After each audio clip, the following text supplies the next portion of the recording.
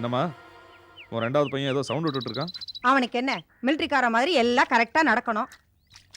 காய்கறி கொடுத்து விட்டேன் வந்துச்சா? ஆ ஆ, வந்துச்சு வந்துச்சு. எம்மாடி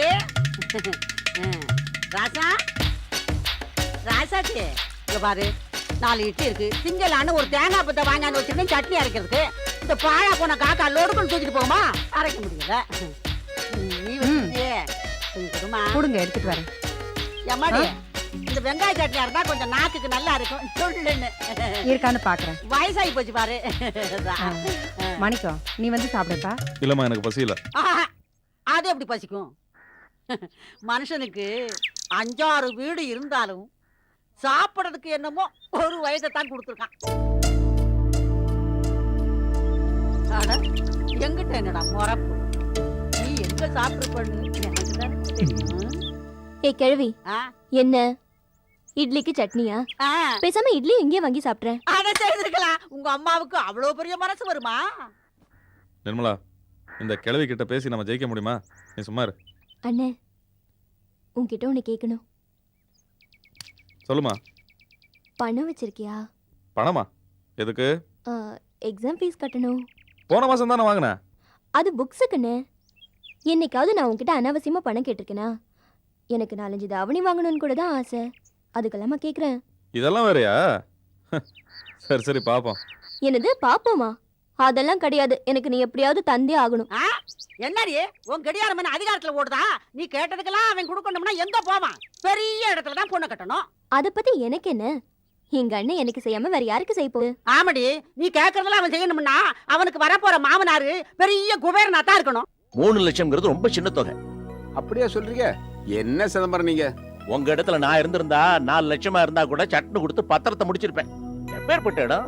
அந்த பக்கம் சினிமா தியேட்டர், இந்த பக்கம் பஸ் ஸ்டாண்டு, சென்ட்ரான இடம் இல்ல. கட்டணம் வேற ஸ்ட்ராங்கான கட்டணம். உங்களுக்கு என்ன கசக்குதா? கொஞ்சம் யோசனையா தான் இருக்கு. இப்படித்தான் போன மாசம் வயல் ஒண்ணு வந்துச்சு. 2,500 ரூபா சொன்னேன். என்னது? 2,5 லட்சம் விலையை சொன்னானோ இல்லையா, சட்னு முடிச்சுட்டேன். அப்படியா? ஒரு நிமிஷம் உட்காருங்க ஏன்னு சொன்னேன். பொடி நடைய பெரிய சாமிகிட்ட போனேன். விஷயத்தை கேட்டதும் சரின்னு ஒத்துக்கிட்டு அட்வான்ஸோட வந்துட்டாப்ல. உங்களை மாதிரி அப்படி இப்படின்னு யோசிச்சுக்கிட்டு இருக்கலையே. சரி, அப்புறமா யோசிச்சு சொல்றேன். ஐயா, வரட்டுமா? ரொம்ப யோசிக்காதீங்க. கட்டணம் கைவிட்டு போயிரும். 2,80 கூட பரவாயில்ல, முடிச்சு புடலாம். என்ன சொல்றிய? பார்க்கலாம். என்னத்த பார்க்கலாம்? ஒரு 3 லட்சத்துக்கு இவ்வளவு பார்க்கலாமா? இவர் எப்ப வீட்டை வாங்கி நான் கமிஷனை வாங்கி. ஏயா கடைக்காரர, வாங்கய்யா. சாமான்லாம் போட்டாச்சு ஐயா. போட்டாச்சுங்க, எல்லாம் ரெடியா இருக்கு. லிஸ்ட்டை கொண்டா. இந்தாங்க. எங்கயா டூத் பிரஷ் சொல்லியிருந்தேன் காணா? இருக்குங்கய்யா. எங்க இருக்கு? டூத் இருக்கு, பிரஷ்ஷா காணும். ஓ, அதுவும் இருக்குதா? ஐயா, நான் உங்க கடையில எவ்வளவு நாளா ஜாமான் வாங்குறேன். சுத்த வேறும் தெரியாத ஆளா இருக்கிறிய. 5 பிரஷும் ஒரே கலர்ல கொடுத்துருக்கிறிய. என் பொண்ணுங்களுக்கு குழப்பம் வந்துடாது? போச்சுக்காய்ங்க ஐயா, மறந்து போச்சு. பல ஞாபகம். இப்போ ஓகேங்களா? இப்படி ஒவ்வொன்றும் ஒவ்வொரு கலர்ல இருந்தா குழந்தைகளுக்கு குழப்பம் வராது. அது எப்படிங்க ஐயா? எனக்கு சிவப்பு தான் வேணும், மஞ்சள் தான் வேணும்னு சண்டை போட்டுக்காதுங்களா? ஓடத்தான் செய்யுங்க. என்ன செய்யறது? நான் தான் மத்தியஸ்தம் பண்ணி பிரிச்சு கொடுப்பேன். அது இருக்கட்டும், திருவிளக்கு பூஜைக்குன்னு தனி லிஸ்ட் கொடுத்தன அதுங்கய்யா. இந்தாங்க ஐயா.